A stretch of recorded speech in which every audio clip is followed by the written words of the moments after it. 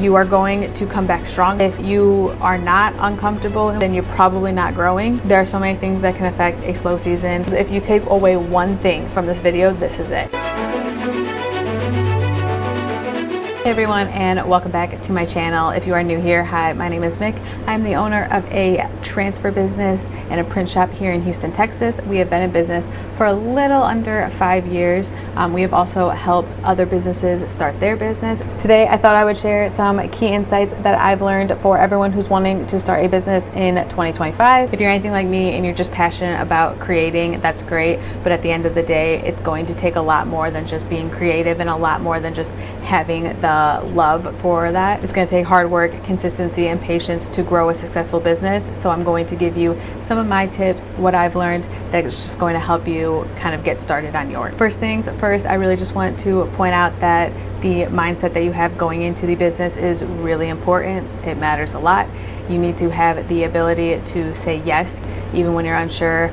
Also, just having that passion is really going to be what fuels you when times are tough, because 99% of the time it's going to be tough, and 1% of the time it's going to be success. This is truly the foundation that your business and your future is going to rely on. You need something that is going to really light the fire in you, because like I said, that is going to be what fuels you on the long nights, on the sleepless days. It's not all just like rainbows and butterflies. If you are in it just for the money and the quote unquote fame, then you probably shouldn't be doing that, because burnout does happen pretty fast, and that passion that you have and that love for building a business is what's going to fuel you on the long nights and the extremely long days. At the same time, it is important to be realistic and kind of just set your expectations right. So not every launch that you have is going to sell out. Not every person is going to love the business or love the service that you're trying to sell them. Not everyone's going to find value in you, and that's something that you have to learn to be okay with. Sometimes it's going to take a while to find your footing, but that doesn't necessarily mean that you're failing. It just means honestly that you're growing. I can't stress enough how the process of actually building a business is going to help carry you through this, because, and especially in the first year or so, it's not going to be successful. It's going to be a lot of learning, a lot of mistakes, a lot of failing, which brings me to my next topic, and that's just really embracing the failure that comes along with it. We really need to stop saying failure is a bad word, that it just means that you're all done. You are going to fail way more times than you are going to succeed, but that's not necessarily a bad thing, because failure is going to bring resilience, and it's going to bring the strength to come back. Kind of think of your business as a mind map. It is going to not be just a straight line across. It's going to have curves. It's going to have up and down. It's going to be adjusting. It's going to be a lot of just kind of learning as you go, and learning when things come up, and learning to deal with the unexpected. But keep in mind that mind maps like that do keep you creative. It helps you grow with your mindset. It helps you adapt to the kind of the niche that you're in. And another big takeaway that I've learned is self-care. Self-care in the business sense is much different than the generic self-care. It means like, it doesn't mean taking a night off or going to a spa. Self-care in business that I've learned really means planning your day ahead. It means asking for help. It learn to say no when something or it doesn't align with what you are trying to accomplish, or if you're stretched too thin, it's okay to say no. And that in itself is self-care. Now let's get into the nitty-gritty that everyone wants to know: finding products, learning what to sell, all that fun stuff. So let's say you have an idea. Most people who go into small businesses, or you kind of have an idea of what you want to sell, but I would say the first thing that you really need to do is researching and studying the niche or the business that you're going into. Planning and research when starting a business is a non-negotiable. Skipping it can cost you big time. It can cost you a lot of money. It can cost you a lot of headaches. It can cost you, just like we said, self-care. This means taking time to study the materials, the suppliers, the equipment, everything. Know that your business, know your product inside and out. Another big thing that we had to learn, and I can't preach this enough, is rather than obsessing over the product itself, obsess over the problem that you're going to solve. Find a real issue that people are struggling with and create a solution for that. You want to sell a solution, not a product. And you can think very narrowly first, but then you can expand on it later as you grow. You also want to make sure, and on the topic of like research, making sure that you know your market, your audience. You can always go check out some competitors. If you're starting like a t-shirt business, you can go look at competitors that also sell t-shirts, but you don't ever want to compare yourself to them. Every business is different, every business strategy is different, every plan is different. So you can study them, but you don't have to become them. And make sure that your pricing strategy also fits both you and your customer. You need to find something that sets you apart from your competitors so that you can you don't have to charge bottom of the barrel prices, because they already have their business set up. They already might have a client, and you don't want to go in there and try to take them. You want to find like I said, a solution to their client's problem. Guys, this part of the planning process and the small business process is not glamorous. It's hours of studying, hours of reading, hours of research. It's also hours of testing, evaluating, finding what works for you, but it does give you clarity and confidence moving forward. Please do not just wing it. It is not going to work out. I can promise you it might work out. You might say, oh, I saw this person wing it. Yeah, it works out like 1 in a million times. Really understanding where you're sourcing your products, how much it's costing you to source that product, is going to help you build a very strong foundation for your business. And even if you're not like sitting there or writing out a huge business plan, you at least just do need to know who you're trying to reach, like who your customer base is, what the product is going to solve, like what the problem is, as well as how you're going to reach these people. This foundational thinking is going to help fuel your business. It's going to help you get started. You've researched the materials, the supplies, you've tested them, because guys, take it from my experience. I mean, we just had something like this. If you've seen my vlogs, you know that we switched suppliers because the supplier that we liked was in Houston, and we didn't have to wait to get it shipped to us from the Oddly in China. So we didn't have to wait for that. We just got to get it purchased right away, and we paid for that because the film that we got from here, it wasn't good. It wasn't a product that we were happy to send to our customers. So we failed at that point, and we used it for maybe like a month, and we just realized that this probably we compromised convenience over quality, and that was something that like we will never do again. It was not fun for us. It was not fun for customers. We lost out on money.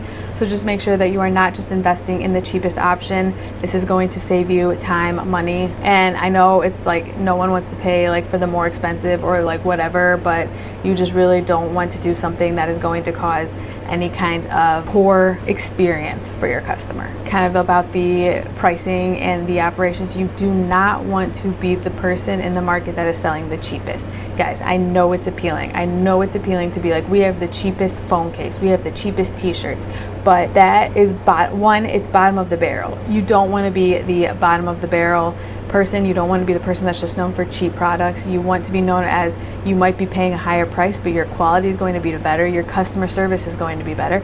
There's going to be things that set you apart from that competition. And like I've been saying, and I said at the beginning, you want to add value to your customer. So if you're a t-shirt brand and you want to sell t-shirts and you want to be out there, whatever, you need to find something that sets you apart from your competitor. That could be something as little as a faster turnaround time, more variety of colors. It could be something as simple as, for an example, if you are wanting to be a t-shirt company or wanting to have a t-shirt brand, you need to add value to your customer. Don't just be another t-shirt brand. You want to be the t-shirt brand that ships out that same day. You want to be the t-shirt brand that has this cool feature on their website that allows them to customize their shirt more.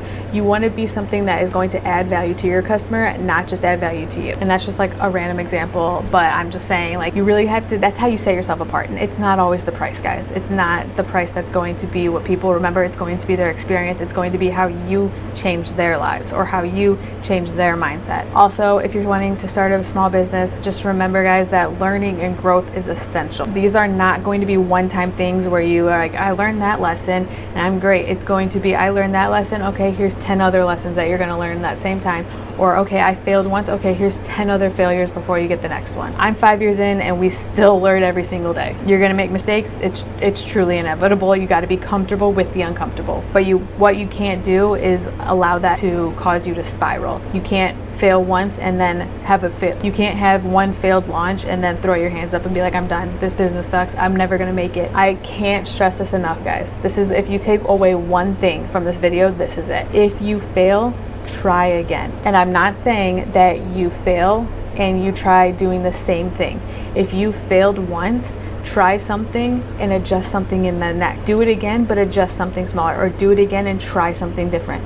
That's whether like you're using the wrong material, maybe you had a bad drop and you realize I priced that way too low and I lost money, this is never gonna work, I don't know what I'm doing. Or you use, like I said, bad materials and you have customers bombarding you with bad reviews and you're just freaking out. 1, take a deep breath, it's happened. 2, try again. Literally, up your prices the next time. Up your prices or change the material or try something different. Do not just give up. You have time to adjust and reflect. Like I said, this also means just continuous learning. You're going to keep learning throughout the course of your business. You are going to come back stronger. You are going to learn more things. And whether or not the next thing fails, it really comes down to you learned. You became a more strong person. It is not the end all be all when one thing goes wrong or one thing fails. And it's also going to help you with the next topic, which is going to be like branding and marketing. Just want to touch a little bit more on financial things. You do want to make sure that you do know the startup costs about getting started with, whether that's buying products, whether that's buying inventory, whether that's buying ads, whatever you want to do. You just want to make sure that you have a general idea of how much this is going to cost. Also, kind of on the same line of financial, you want to make sure that you are focusing on multiple streams of income. You don't want to just start opening a Shopify store or an Etsy store or a TikTok shop. You want to make sure that you can use all of these platforms. Don't just have multiple streams of income, guys. Put it on every site, put it out there on Facebook, put it out there on Instagram, put it out there on all of that. So back to what I said about branding, how you handle your branding and your online presence is going to be how your company is set or your business is set for the next, for the foreseeable future. This is shaping how you want people to perceive your business, where your business is going to connect with their customers, fellow entrepreneurs, everything like that. Online presence is important. Now the fun stuff that everyone always wants to talk about, and that's like choosing a name, choosing a brand, choosing a logo. You do want something unique, something memorable, something that's not going to be forgotten, something that's your customers can, whether that's remember easily. You don't want something super long. You also want to make sure that it kind of fits with the vibe of your business and what you're trying to sell. You don't want to have you don't want to be having a super long, complicated name and then be selling like phone cases. So find something that kind of matches your vibe, something that kind of fits the aesthetic that you're going for. You do want to make sure that it is consistent across all platforms. So TikTok, Instagram, Facebook, YouTube, all of that. You want to make sure that the branding and the style of logo, design, name, font, everything is the same. You don't want people questioning, is that person? Is that the same one as the person that I follow on TikTok? You just don't want those questions. And before you settle on a name, just make sure that all of those are available on social media or on websites. You can use GoDaddy to just check websites. You can check social media to make sure that these aren't taken. Guys, I literally, for an example, saw someone driving the other day and they had this name and you could tell that they picked the name first because their handle was something super long that had nothing to do with their business. It was a dry cleaning business and it was blah blah XY134, that was their handle. So just make sure that you're double checking that these are available and that it's something that fits. Back to the logo, it is a brand visual. It's typically going to be the first thing that someone sees. Keep it super simple. 1 to 3 colors max is ideal. Just don't pull off random images on the computer and just go try to edit it. Go to there are different websites, many different tools that you can use to create logos. Canva is a great one. You can find something, you can edit it to make sure that it kind of fits your vibe, fits your color scheme, but don't just go grab one off the internet and try to edit it. It's never going to work. You just want to make sure that it feels aligned and recognizable. So you do want to make sure, like I said, on the same part of social media, you want to make sure that your business page is dedicated to your business. Your branding and your presence online is one of your most valuable assets. These should not be your personal pages. You should not be on there fighting with people in the comments. You should not be on there fighting with other TikTokers, other Instagrammers. It's also going to be the place that you engage with your customers. You want to make sure that you are liking, sharing, commenting, everything. If they're tagging your product, show that you see them, that you care, that you want to build that relationship with them. Be intentional about what you post, who you follow, all of that jazz. Again, you just don't want to be seen. You don't want to do anything that's going to harm your business. And then I think that this is just everything or something that everyone knows. Make sure you are recycling your content. If you upload a TikTok, make sure you go post it on Instagram, YouTube, Facebook. You want to recycle your content. If you post a YouTube video like this, make sure you're posting it on in short form content or to post it on TikTok and Instagram and all of that. Just recycle your content. And the next tip, guys, I don't even know what number we're on, but is just building a community around you. Everyone can make sales. It's a task that you can learn, but what you can't learn is being you and building a community, whether that's your customers, whether that's ambassadors, like brand ambassadors that you're using, whether that's fellow entrepreneurs, no one can be you. So the sales won't matter if you are building a community around you. They'll come, they'll attract people. Be like, you want people to be attracted to you, attracted to your mindset, attracted to what you have to offer, and then the sales will come with that. So like I said, just connecting with fellow entrepreneurs. No one knows what you're going through besides they do. There's also things that you can just learn from them. They can teach you. Maybe it's not even in the same field. Maybe you're selling two different things. Maybe you're selling a whole like other service, but they are going to learn things just like you are, and you guys can learn with each other. It also is just nice to kind of get their feedback and their ideas and kind of see like, hey, you've been through this, how did you handle it? Hey, you did this, how did you handle it? Did you feel that this does great?